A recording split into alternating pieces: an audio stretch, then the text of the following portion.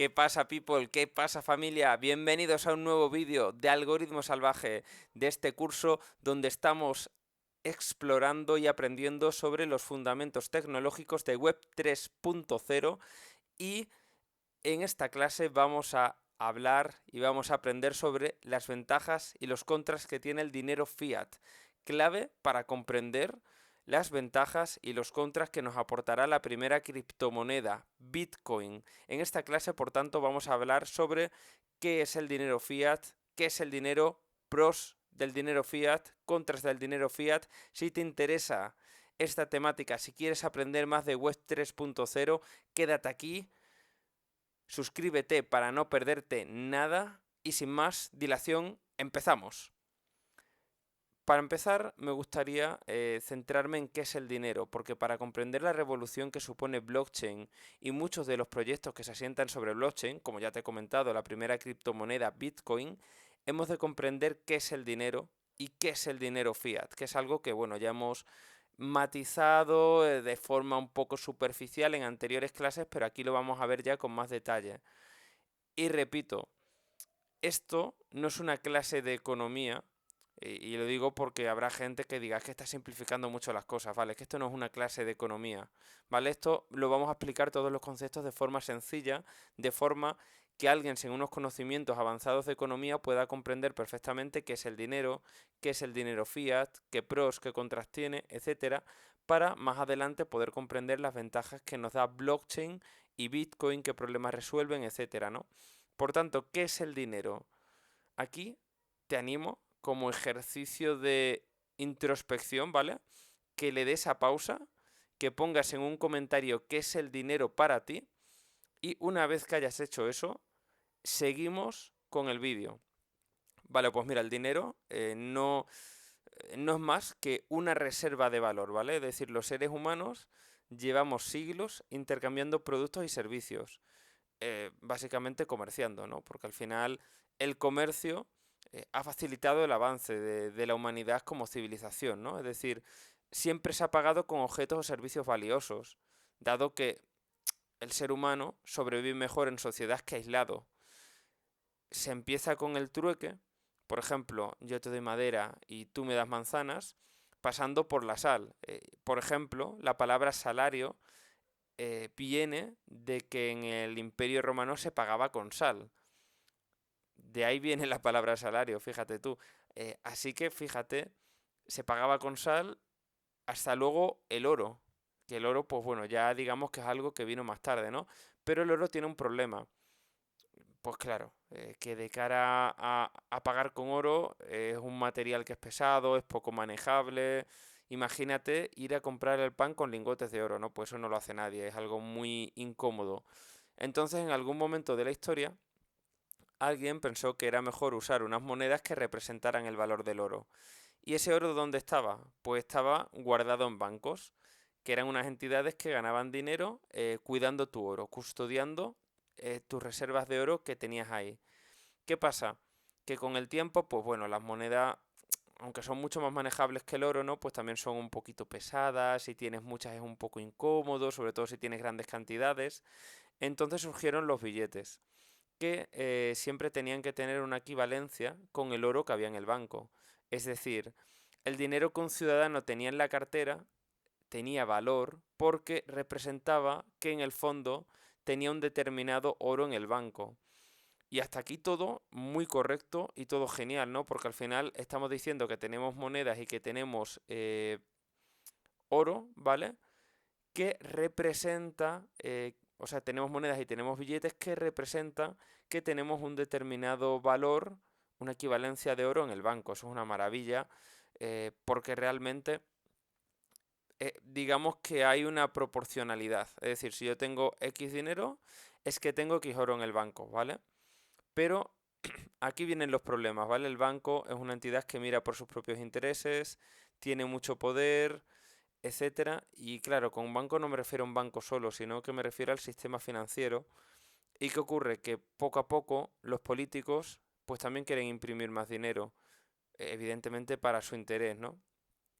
Y al final es lógico que tanto entidades bancarias como políticos vivan de lo mismo, es decir, de imprimir dinero para poder recoger un beneficio. ¿Cuál es el beneficio? El beneficio? Pues imagínate una entidad bancaria recoge beneficios por los intereses de los préstamos que da. Es decir, si yo me compro un piso, tengo una hipoteca y tengo que pagar X intereses por esa hipoteca. Voy a poner un ejemplo, me compro un piso pues de 200.000 euros, imagínate que al banco le tengo que devolver 200.000 euros más 20.000 euros de intereses, por ejemplo. Y en el caso de los políticos, pues esto también les interesa mucho, ¿no? Porque así pueden cumplir una pequeña parte de las promesas de su programa electoral. Vale, ya hemos visto que como idea está muy bien el dinero, ¿no? Porque en principio yo tengo unas monedas y unos billetes que representan un valor de oro en el banco, pero ya hemos visto que realmente tanto a los políticos como a las entidades financieras lo que les interesa es imprimir dinero. Pues cuanto más dinero impriman, digamos que más capacidad de hacer negocio tienen, ¿no? Entonces, ¿qué pasa? Que en la segunda mitad del siglo XX se decide hacer un experimento, que es el de quitar el patrón oro.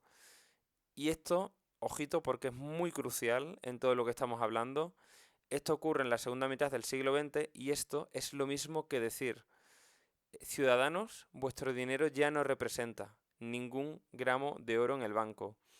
O lo que es lo mismo, vuestro dinero vale lo que la economía dice que vale y tiene valor porque una institución gubernamental o económica lo dice y no está respaldado por ningún tipo de valor real. Y eso es la definición de dinero fiat. Vamos a poner un ejemplo. ¿El euro por qué vale? Vale porque el Banco Central Europeo lo dice y porque la sociedad europea le da valor al euro. Pero no vale porque no hay un consenso como lo había en el tema del oro, ¿no? Que es un metal precioso, en principio escaso, etcétera, etcétera. Aquí realmente, es decir, yo no puedo generar todo el oro que a mí me dé la gana. Sin embargo, yo como institución sí que puedo imprimir todos los billetes que quiera.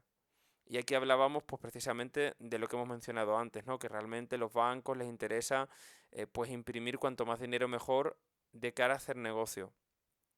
Vale. Y ahora ya, independientemente de lo que cada lector pueda pensar sobre, porque esto no es política, al final no estamos hablando de si un determinado gobernante u otro, ¿no?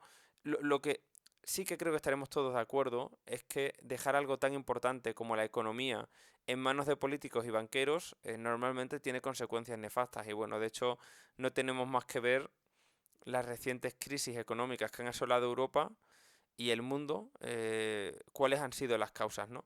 Pero bueno, una vez que ya, digamos, tenemos una pintura de la situación, ¿no?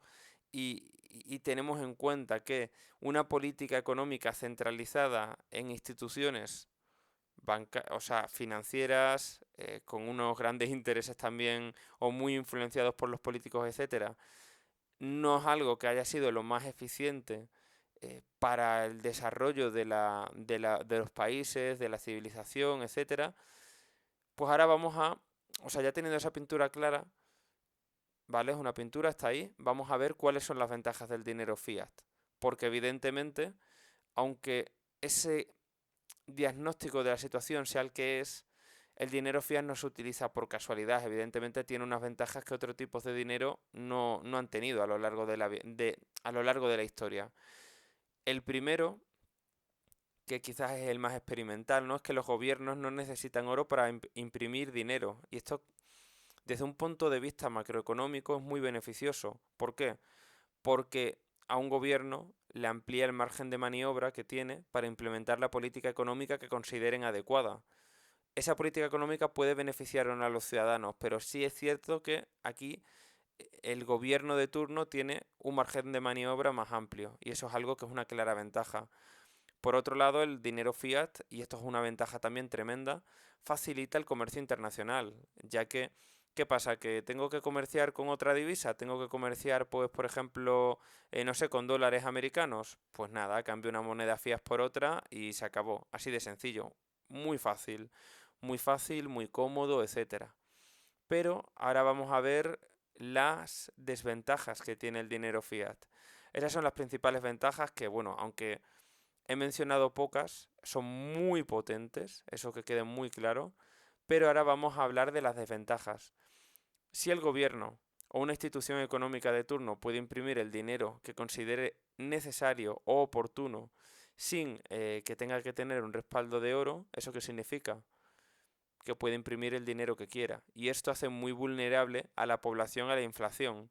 La inflación, como ya sabrás, pues significa que con el mismo dinero puedes adquirir menos productos y servicios que antes. ¿Por qué? Porque el coste de estos productos y servicios ha aumentado, simplemente, ¿vale?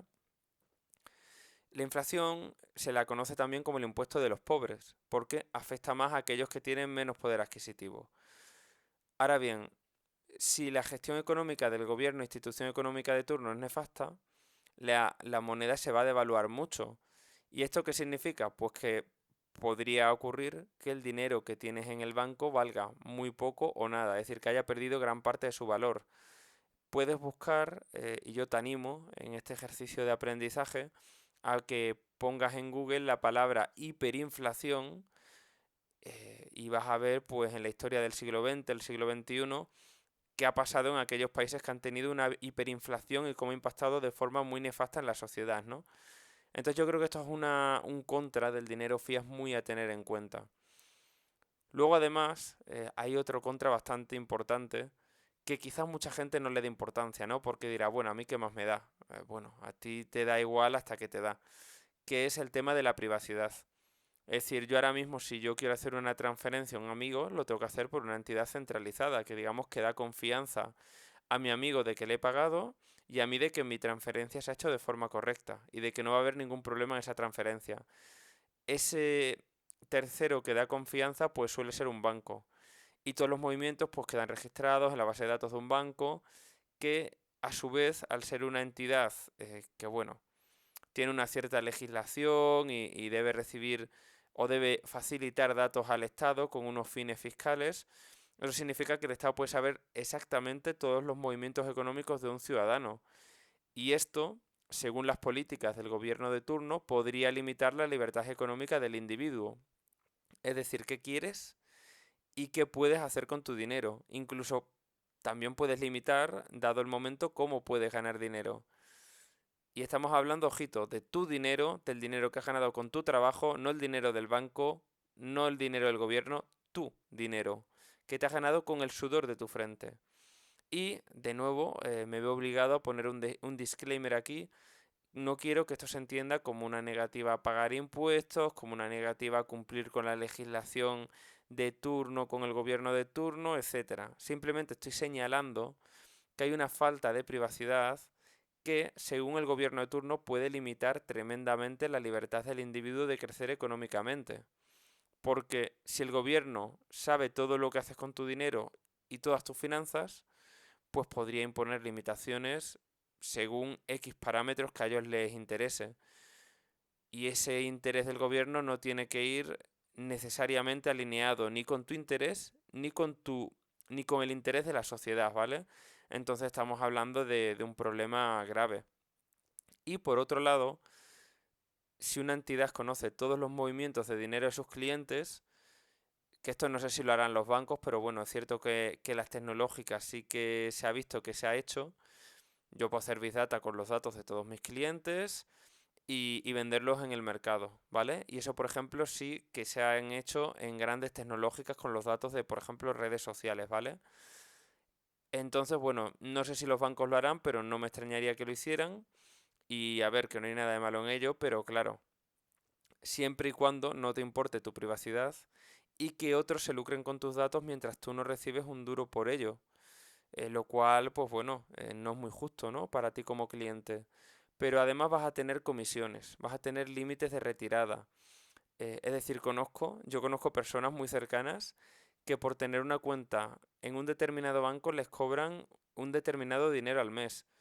Además, si yo quiero disponer hoy de, no sé, 3.000 euros que son míos, a mí el banco no, o sea, probablemente va a haber un límite de retirada y no me va a dejar retirar tanto dinero. Me van a decir que tengo que ir a hablar pues con probablemente con un empleado de la oficina, hacer una solicitud formal de que quiero retirar X dinero, etcétera, etcétera.